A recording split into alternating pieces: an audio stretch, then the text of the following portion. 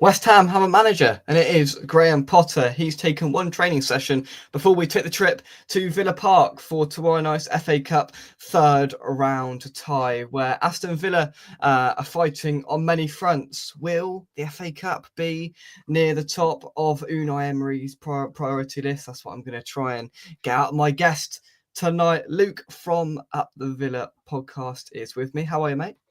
Yeah, all good, mate. Looking forward to the game. Yeah, so am I apprehensively, with interest and hope from our side of things. But I want to talk, of course, about Aston Villa. So first of all, give me a little bit of an overview on your season so far on all fronts. How has it been?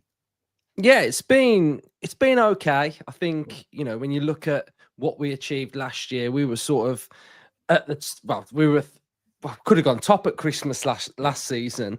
So we were in and around second, third, fourth, fifth. We didn't really drop below fifth. And this season it's been, a little bit more difficult. We're fighting on, a big front in the Champions League, and we're competing really well in it. We're sitting inside the top 8, which means the top 8 qualify for the next phase. You don't have to play a playoff game to get into the round of 16. So, we've been doing really well on that front. And Premier League, we've been okay. We've been competing. We've had some games where we've not been as good. But I think, it's a big project at Villa. And I think we probably achieved Champions League a year or two earlier than what we expected. So, we're still trying to become the finished article under Unai Emery. We're still not there yet, but the way we play, we're building to be, a team that wants to keep possession, dictate games, and it just feels this season a little bit that teams are sort of really setting out to sort of hit us on the counter, and there's a lot of good wingers and a lot of good teams in the Premier League, and we're finding it a little bit difficult. We've got this stat at the minute that's going round, which is quite good for every team that plays Villa, that basically, I think we've conceded 11 goals from a team's first shot on target. That's mental, wow. Isn't it? Yeah. But then our overall defending, we don't let the opposition have that many chances, but it just feels like the first shot on target's going in against us, which is quite mad, really. So, yeah, we've got to stop that. And I think Emery spoke this week saying, something along the lines of, if we match what we did in the first half of the season, we'd have some form of European football. And, if you think, I'll probably think we've not been at our best. If we can be better than what we were in the first half, then, we should finish the season pretty well, really. So it's been a bit of a mixed bag, but, we're only 4 points off fourth, so it's not sort of like terrible. Yeah, I mean, so basically what you're saying is if Paqueta does a P roller into the grateful hands of Emi Martinez as a first shot on target, it's all going to go downhill from us from that moment on. But no, that's a really interesting stat. And yeah, I mean, when you asked me about Villa yesterday, and I was a bit like, well, last season, this time people were talking about the league and talking about in second and third and all the rest of it. And it's been a funny old season in the Premier League this year. I mean, you've got Nottingham Forest up where they are, and there's teams underachieving. And yeah, it's tightly bunched there. So as you said, so 8th represents something, but then also if you put 4 points off fourth, as you caveated with that, overall, it's not too bad with the fronts that you're having to sort of fight upon. And Champions League returns in a couple of weeks. So, in fact, Fathead puts this in the chat. I hope you're well, mate. He says, off topic for the Mighty Irons. Well, I'm not saying mighty at the moment, but has anyone seen the just depressingly low attendance at Sheffield United versus Cardiff tonight? Really brings into the question why the FA Cup is on a Thursday night. And that allows me to caveat on, Luke, to where is the FA Cup in Unai Emery's priorities, and where is it in Aston Villa's priorities in a second half of the season that's going to get heavily congested for you boys? Yeah, I think it's massive for Villa. It's big for Emery as well. We've not been too good in domestic competitions under Unai Emery. He'd only been in the job about a month and a half, and we lost to Stevenage at home in the FA Cup. So he didn't get off to a great start with that. And, we didn't play well in the Carabao Cup this season. We had a few injuries, and team selection wasn't the best from him. He He let a few players not even be in the squad, such as Martinez, Watkins. I think they were allowed to sort of go away on holiday. So it felt like he chucked it a bit. But he's been speaking this week in the lead up saying how important this competition is. So I think Emery really wants to progress quite far in it. It's been a long time since Villa last won a trophy. 1996 was the League Cup. We haven't won the FA Cup since 1957. And we've won the FA Cup quite a lot of times. I think we've won it 7 times. So, in that space, we were doing really well in it. And then since 57, we've just not won it. So, it's for a Villa fan like me, it feels like it's too long since we won a trophy. So, I would like to see us go quite far in it. But, Emery always talks about the Premier League's the priority. The Premier League can get you European football for your next season. So it does feel like this was third on the pecking order, but now we're here. He really wants to progress into the next round. So hopefully he picks a strong team, and from a Villa point of view, hopefully we can go through. Yeah, I think as a fan of a club from one of the other 14 clubs in the Premier League, it's always a sort of a good, let's have a good cup run. That's the mindset when you speak to most fans in the Premier League. And I will be honest, when I saw the draw, I was a bit like, oh, brilliant, that's another third round exit from the FA Cup. We have been knocked out in this stage of the competition in our last 2 seasons, woefully to Bristol City last year, which just about summed us up at that point. And this is different, and it's different in the sense of similar to when we played you at the start of the season in the Premier League. Is I don't know what West Ham is going to turn up because it's a new manager. Will we have the new manager bounce? I don't know. We haven't actually sacked and appointed a new manager mid-season since 2020 when Moyes came back for his second stint. We never really get this new manager bounce because we seem to stick with them till the end of the season. So it's all a bit up in the air in terms of what West Ham. It could be more of the same, and you could comfortably beat us, or we could put up a decent fight. What's the word from the Villa fan base going into this? Is it confidence?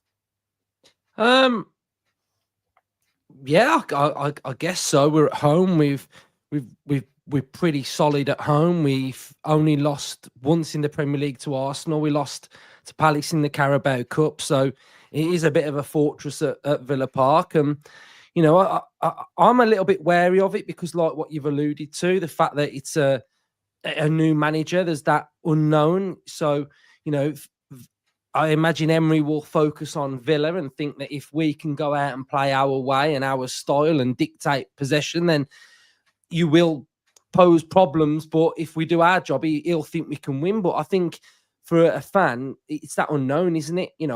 We've seen Potter in the Premier League, so I imagine he's going to set up how he sets up again, when he was at Brighton and at Chelsea.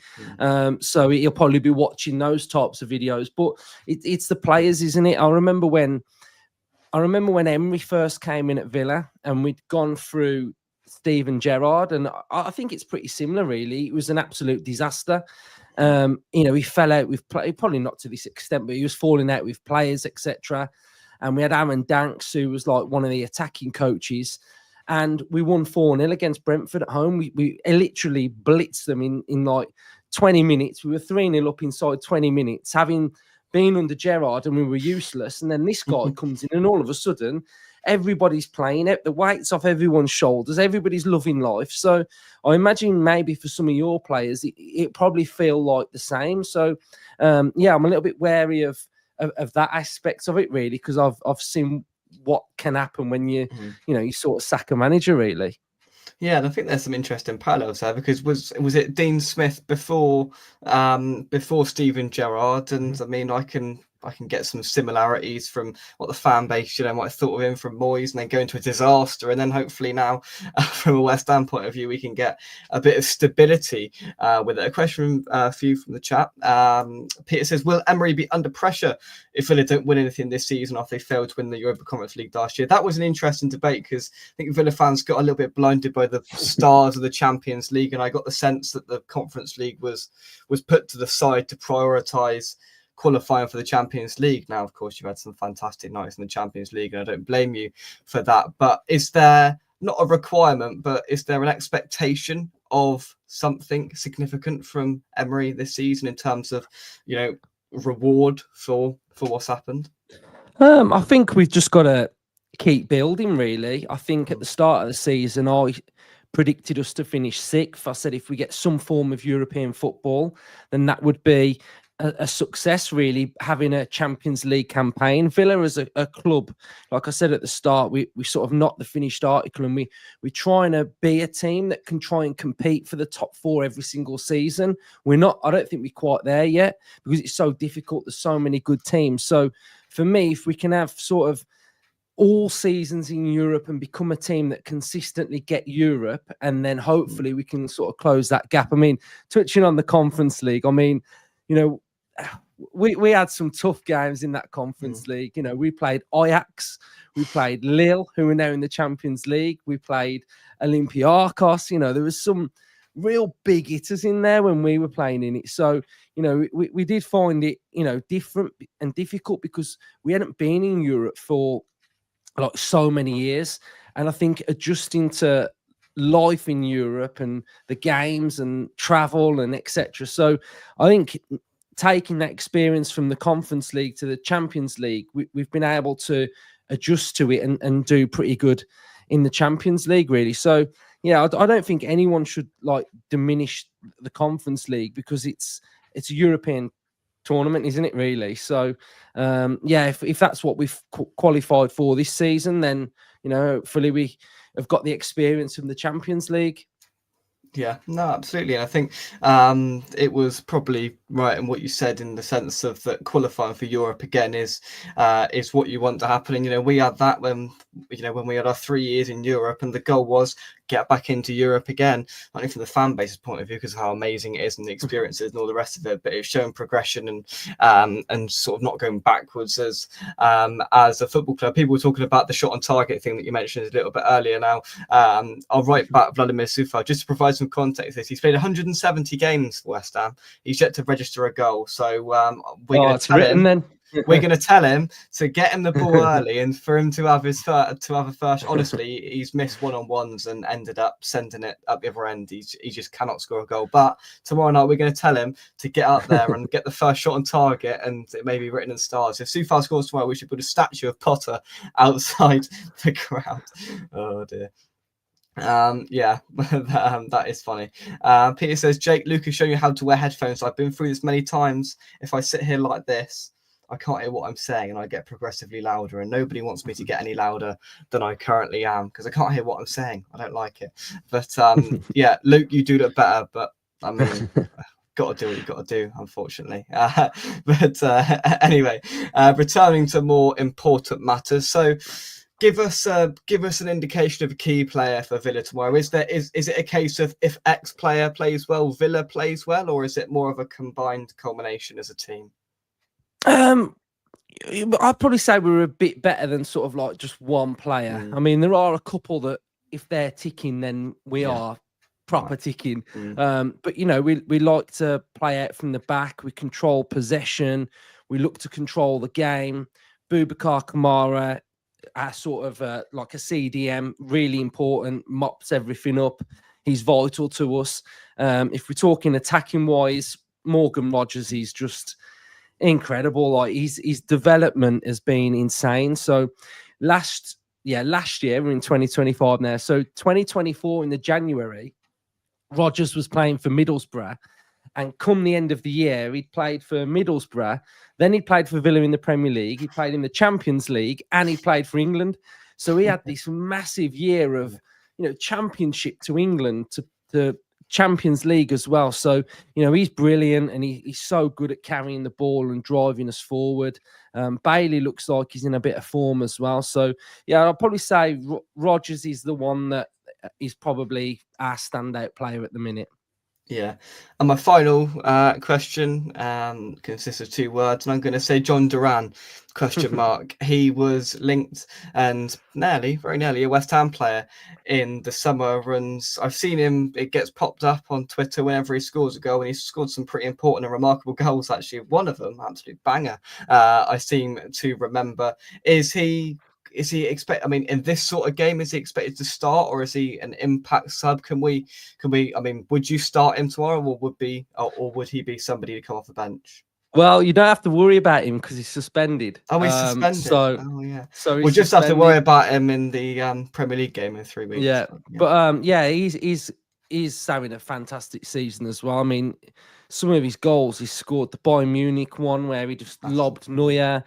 Everton smacked it. He scored against Leipzig where he just absolutely walloped it from about 35 yards. So he's got an absolute amazing shot on him. And yeah, the problem we had with him last season was he had a bit of an attitude problem, and he wasn't sort of fully on board with, you know, being a sub and knowing what his role was. So, you know, I think he was pushing for that move to West Ham. I think he would have signed, but you know, I think Villa stood firm on the price, and yeah, I think Dortmund have inquired about him in this window, and his valuation, Villa have said now, is 85 million. So, you know, we were looking at around 40 in the summer. So he's gone up by 45. So if he has a good end to the season, it's going to be about 100. So yeah, he's a really good player, and he's sort of like got on board with what Emery wants from him as well. So from a Villa point of view, it's like really good to see. Yeah, it was a remarkable sort of storyline. He was, you know, giving it the irons on his Instagram story, and then he scored at our place and sort of did an apology in front of the away following contingent. And it was bizarre. Of course, never came to the club and came out to bite us on the backside a little bit, that we were a little bit too stingy with our money, it seems, in that sense. But no doubt when we talk again before the league game, I'm sure he'll have some sort of impact when he can, in that sense. But a prediction, Luke, to finish off, to gauge your overall opinion and hopes. Yeah, I've got to back us to win. I mean, it sounds arrogant when someone asks you to what you think, but yeah, I've got to back us to win. I mean, I'd love us to have a cup run, so I think it'll be tight 2-1, I think. Fair enough. There we go. I do not blame you at all. It's going to be interesting. We don't quite know what to expect, so it's pretty difficult to predict from our sense. I mean, did a show earlier, and I said, well, my heart is saying we can like nick it 1-0 or something, and my head's saying we'll lose 3-1. It's just, I can't see how in one training session he's going to be able to rejuvenise from what we've seen to what hopefully we're envisaging to get. But yeah, it's going to be interesting either way. Luke, thank you very much indeed for joining me. I will no doubt speak to you on your channel in a couple of weeks' time when we face you in the league, and we may then have a better idea of what we're all about. Yeah, we'll know what you guys are setting up like as well, so it'll be interesting. It will, absolutely. Luke, thank you very much. Drop a like on the video, subscribe to West Ham Official if you are new. Let's hope we can see a glimmer of hope and a bit of optimism to run out of Villa Park. But until then, thank you very much, and we'll see you soon. Bye-bye. Cheers, Luke. Thank you.